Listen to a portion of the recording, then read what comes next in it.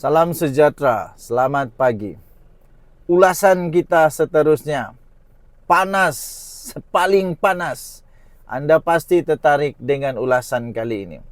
Mari kita lihat kalau kita mampu untuk cuba-cuba ulas Muhyiddin dan Hadi Awang.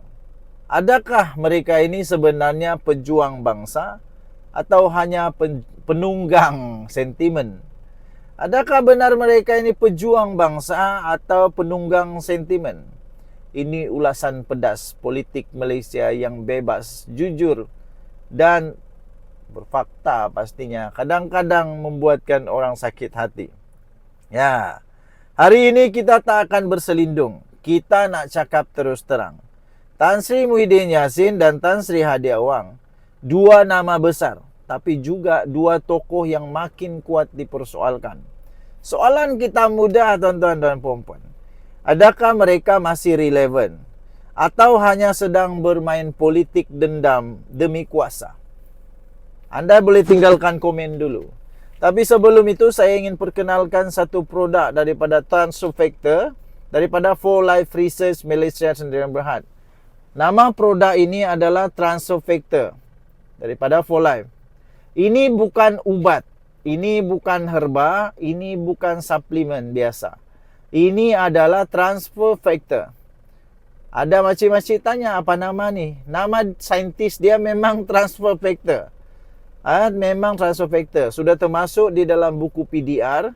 Sudah masuk dalam buku PDR, ada kelulusan daripada KKM dan juga telah terbukti secara klinikal dan saintis telah mengesahkan ini boleh meningkatkan imun badan sehingga 437% lebih kuat daripada mana-mana kekuatan produk, ataupun dengan kata yang lain boleh meningkatkan imun badan sehingga 437%. Semua penyakit disebabkan oleh imun badan yang lemah. Semua penyakit disebabkan oleh imun badan yang rosak, tidak boleh bekerja dengan baik. Kerana itu kita perlukan Transofactor untuk meningkatkan imun badan sehingga 437%, supaya badan yang kuat, imun yang kuat akan melawan penyakit. Segala jenis penyakit dilawan oleh imun badan, termasuklah kencing manis, buah pinggang, 3 serangkai, diabetes, kanser, sakit pinggang, sakit belakang dan segala-gala penyakit berpunca daripada imun badan yang lemah. Bagi anda yang berminat, sila hubungi saya, telefon atau WhatsApp. Jangan SMS. Okey, kita teruskan. Tuan-tuan dan puan-puan, Muhyiddin pernah jadi Perdana Menteri, kita akui. Waktu COVID, dia dikenang sebagai Abah of the Nation. Tapi selepas tumbang, apa yang tinggal? Semasa memerintah, dia bising pasal integriti. Tapi selepas itu, SPRM siasat jana wibawa. Beberapa rakan kanan akhirnya kena tangkap. Sekarang dia hanya main satu lagu.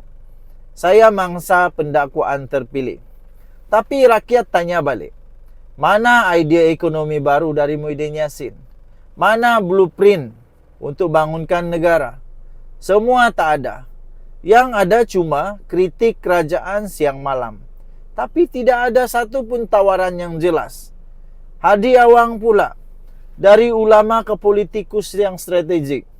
Dulu, orang hormat Hadi Awang sebagai tok guru. Tapi kini orang nampak dia lebih sebagai politikus, bukan lagi pendakwa yang sama dengan Hadi Awang yang dikenal dulu tu. Isu 3R makin naik bila pas main retorik kaum dan agama.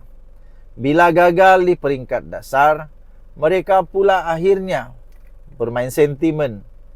Islam kononnya terancam, bangsa Melayu kononnya terpinggir, DAP kononnya bahaya. Tapi bro, sebenarnya ini skrip yang lama. Betulkah Islam terancam? Betulkah Melayu terancam? Betulkah DAP sebenarnya yang paling bahaya? Tuan-tuan dan puan-puan, rakyat mahukan solusi. Kita mahukan penyelesaian, bukan sentimen. Kenapa masih jadi kerajaan? Kenapa masa jadi kerajaan selama 33 bulan? Tiada pun reformasi Islam sebenar yang dibawa. Kenapa pendidikan Islam tidak pun diperbaiki pada ketika itu? Kenapa tidak disentuh pelaksanaan dasar Islam yang syumul? Kenapa terus diam pada ketika itu? Tapi bila jadi pembangkang, terus jadi hero agama, terus jadi hero bangsa. Gabungan politik ini nampaknya semakin tidak terarah. Perikatan Nasional sebenarnya hendak ke mana? Tuan-tuan dan puan-puan, gabungan Perikatan Nasional kini umpama kapal dua kapten. Yang satunya Muhyiddin Yassin, yang nak tunjuk dia abah yang bersih. Satu lagi Hadi Awang. Hadi yang nak jadi khalifah moral, yang seolah-olah kononnya memegang tiket kerajaan surga. Tapi gabungan ini tak ada visi jelas. Mereka hanya bersatu dalam satu perkara, yaitu tumbangkan Anwar. Tapi rakyat tanya, lepas tumbang, apa pelan korang? Reformasi? Tiada. Ekonomi? Tiada. Malaysia Madani? Mereka ejek saja. Jadi soalnya, adakah mereka ini pembina negara atau sekadar pelobi kuasa? Rakyat semakin celik. Sentimen tak lagi laris. Bro, tuan-tuan dan puan-puan, uncle-uncle, makcik-makcik, zaman 2020 sudah berlalu. Rakyat semakin celik politik. Kalau mau main sentimen politik, jangan main sentimen agama dan kaum saja. Dan tak cukup. Mereka nak pemimpin yang ada kompetensi. Rakyat mau pemimpin yang layak, ada integriti dan wawasan. Kalau Muhyiddin Yassin dan Hadi Awang tak boleh bawa solusi, rakyat akan pilih yang lain. Sekarang zaman show me what you do. Show me what you can do. Bukan saya lebih Melayu dari kau. Bukan, tuan-tuan dan puan-puan. Okay? Jadi, tuan-tuan, ulasan pedas hari ini jelas Muhyiddin dan Hadi Awang boleh terus berpolitik.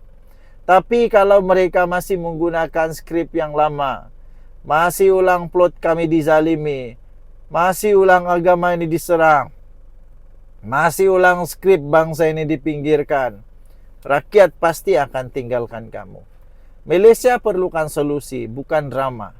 Mak pula. Nak jadi pembangkang yang kuat, tunjukkan jalan keluar. Bukan sekadar jerit pekik-pekik. Like, share, komen.